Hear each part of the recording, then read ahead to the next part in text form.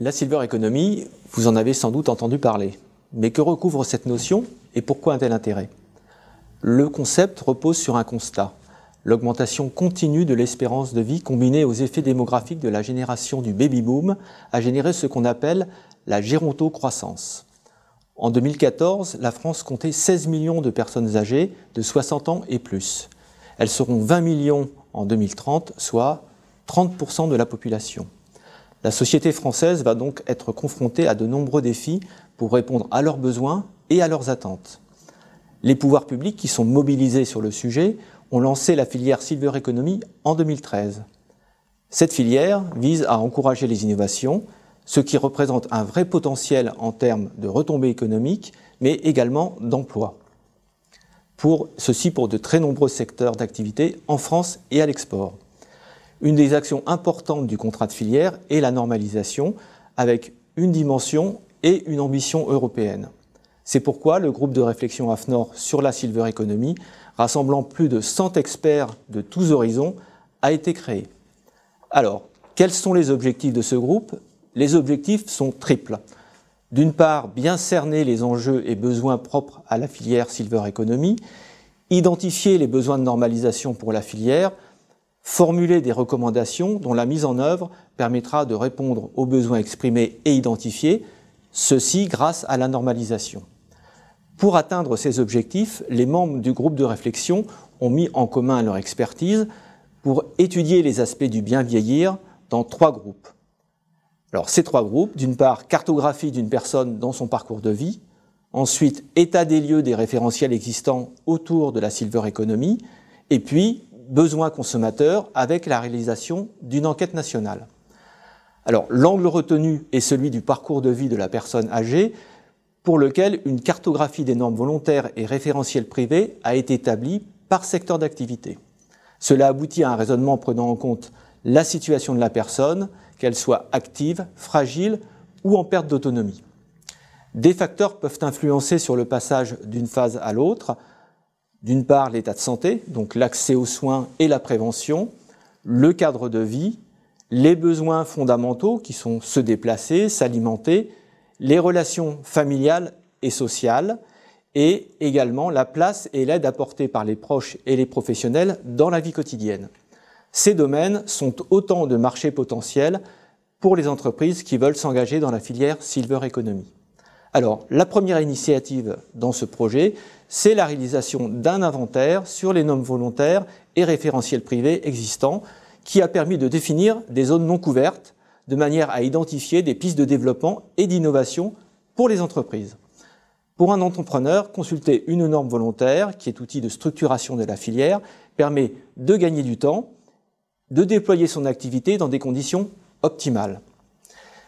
Deuxième initiative, la réalisation d'une enquête nationale auprès de plus de 1000 personnes âgées et de leurs aidants. Cette étude a permis de dégager les grandes tendances en termes d'attentes et de besoins. Tout d'abord, des demandes pour plus d'informations, une information de meilleure qualité, plus lisible. Il s'agit des informations pour se maintenir en bonne santé, par exemple les informations nutritionnelles, ou encore de la simplification des modes d'emploi.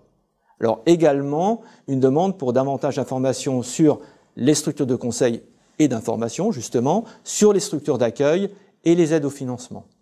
Ensuite, un souhait partagé, rester le plus longtemps possible chez soi. Il y a une volonté d'indépendance marquée et un intérêt pour des services ou des technologies adaptées. Cela peut aussi impliquer une adaptation du logement. Il y a également un besoin de mobilité. La moitié des personnes continuent d'utiliser leur véhicule personnel, mais aussi près de 80% prennent les transports en commun. Il y a donc une demande sur cet aspect de facilité d'accès, de fréquences suffisantes et aussi de tarifs adaptés. Enfin, pour les 2/3 des répondants, les loisirs tiennent une place importante, qu'il s'agisse de sport, de tourisme ou d'activités culturelles. Le groupe de travail a rédigé un rapport détaillant ces 3 initiatives. Mais un rapport pourquoi et pour qui? Eh bien, ce rapport a permis à AFNOR de dresser un panorama complet de la Silver Economy à destination des professionnels qui souhaitent se positionner sur ce marché. Normes existantes en France ou à l'étranger, recommandations ou encore proposition d'innovation, ce rapport donne aux entrepreneurs des clés pour se développer et développer leur entreprise dans ce secteur en pleine croissance. Pour accélérer l'innovation et l'amélioration des produits et des services, la norme volontaire fait office de langage commun entre les acteurs socio-économiques. Alors, rédigée par les professionnels concernés, la norme harmonise les pratiques, définit des niveaux de qualité et de sécurité et également de performance. Le travail, évidemment, est coordonné par AFNOR et il fournit aux acteurs les outils pour cerner les besoins, fixe le cap des réflexions à mener en proposant bien sûr à chacun d'y participer. Alors, que faut-il retenir? Eh bien, pour répondre aux besoins des personnes âgées, encore, faut-il les connaître. Donc, une cartographie du parcours de vie permet de fixer un cadre et d'identifier 9 secteurs clés, premiers secteurs concernés par le potentiel économique représenté par la Silver Economy. Ces 9 secteurs clés sont tout d'abord l'agroalimentaire. Les principaux challenges concernent la facilité d'emploi des produits alimentaires, par exemple des emballages simples à ouvrir ou encore une bonne lisibilité des étiquettes. Dans le transport, qui est un secteur essentiel à l'indépendance des seniors, on peut citer l'accessibilité et l'aide à la conduite ou encore l'ergonomie du véhicule personnel. Concernant l'habitat, l'aménagement des lieux de vie constitue la principale piste à explorer. Alors aussi, face à l'allongement de la vie professionnelle, des mesures s'imposent pour accompagner les salariés vieillissants sur le lieu de travail.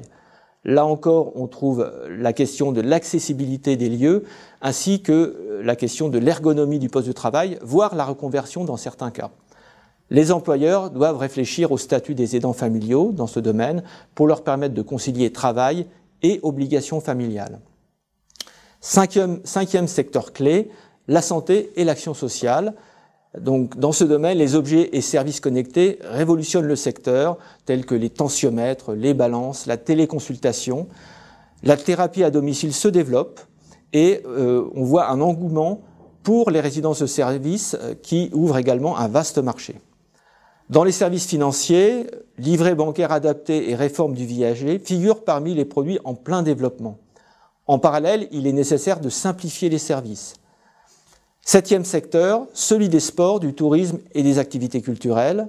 Ici, coaching sportif à domicile, e-learning ou voyage adapté. La volonté de rester actif le plus longtemps possible ouvre les portes d'un gigantesque marché pour s'adapter aux contraintes de l'âge. Dans les biens de consommation, quelques exemples. Produits techniques simples à utiliser, notamment dans l'électroménager, la téléphonie ou l'informatique. Des conditionnements légers, des accès adaptés aux caisses et aux rayons dans les points de vente. Une condition toutefois, ne pas stigmatiser avec des produits et des services estampillés personnes âgées. Enfin, dernier secteur et non des moindres, les technologies de l'information et de la communication. Si ces techniques améliorent la qualité de vie et le bien vieillir, elles nécessitent un accompagnement, par exemple via des formations ou des interfaces adaptées. Donc, vous l'avez compris, ce rapport du groupe de réflexion et ses recommandations sont le point de départ pour le développement de produits et services pour la filière. C'est également le moment pour toutes les organisations de se mobiliser pour apporter leur expertise qui servira dans l'élaboration des normes de demain. Donc, nous comptons sur vous.